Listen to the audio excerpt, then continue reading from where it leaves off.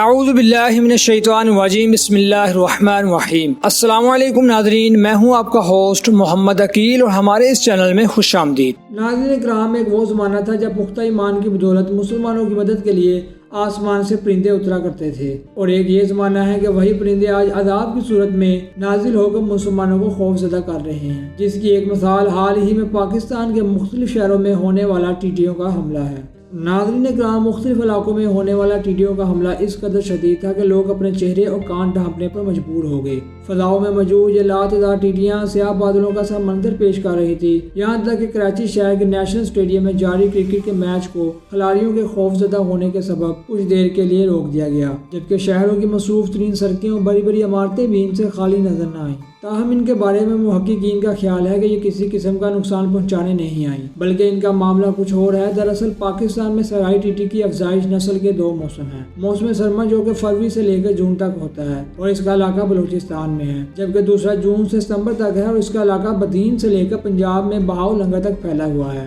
جب ایک علاقے کا سیزن ختم ہو جاتا ہے تو یہ ٹڈیاں دوسرے علاقے میں منتقل ہو جاتی ہیں، بالکل ایسے ہی جیسے ٹھنڈے ملکوں کے آبی پرندے یہاں کا رخ کرتے ہیں۔ خواتین حضرات، ٹڈی ایک ایسے پرندوں میں سے ہیں جو لشکر کے ساتھ ہی پرواز کرتی ہے، جو اپنے سردار کے تابع ہوتی ہے۔ اگر ٹڈیوں کا سردار پرواز کرتا ہے تو یہ بھی اس کے ساتھ پرواز کرتی ہے، اگر ٹڈیوں کا سردار نیچے اترتا ہے تو یہ بھی اس کے ساتھ نیچے اترتی ہیں۔ اس بارے میں حضرت علامہ دمیری رحمۃ اللہ فرماتے ہیں کہ ٹڈی میں مختلف جانوروں کی 10 چیزیں پائی جاتی ہیں: گھوڑے کا چہرہ، ہاتھی کی آنکھ، بیل کی گردن، بارہ سنگا کا سینگ، شیر کا سینہ، بچھو کا پیٹ،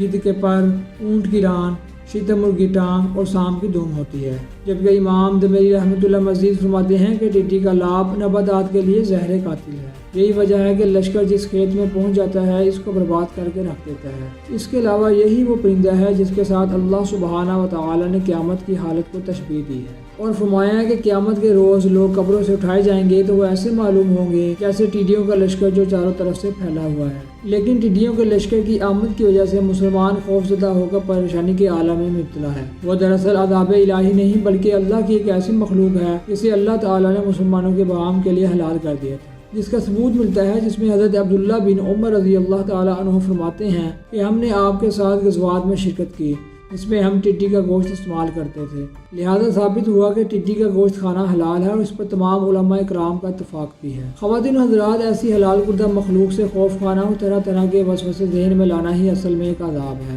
اور ہم اسے اپنے اوپر عذاب کے مسلط ہونے کا سوچ کے سمجھتے ہیں کہ شاید یہی ہمارے گناہوں کی سزا ہے، حالانکہ اس حق تعالیٰ کی رحیمی کریمی کے ساتھ ساتھ اس کی قہاری کا بھی اندازہ لگانا مشکل ہے، کیونکہ جو رب تعالیٰ پچھلی گزری ہوئی قوم کو فقط ان کے ایک گناہ کے سبب نیست نابود کر سکتا ہے، تو کیا وہ ہمیں ہماری لاتعداد و نافرمانی اور بے شمار گناہوں کے ایسی انہونی چیزیں دکھا کر غیر ہمارے کسی نقصان کے عذاب دے گا؟ اگرچہ یہ سب چیزیں اللہ تعالیٰ کے کن فیکون کی محتاج ہیں، لیکن ہمارے گناہ اتنے بھی کم نہیں کہ فقط پرندوں کے جھنڈ دکھا کر بغیر کسی نقصان کے ہمیں عذاب مل جائے، بلکہ اللہ عز و جل کی خود فرمان کے مطابق قرآن مجید فرقان حمید میں ارشاد ہوتا ہے: اِنَّ بَطْشَ رَبِّكَ لَشَدِيدٌ،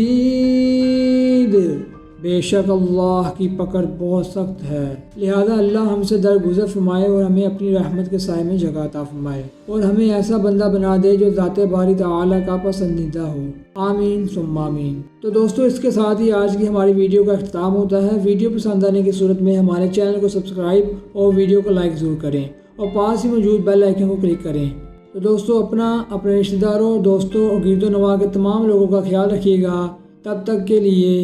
اللہ حافظ۔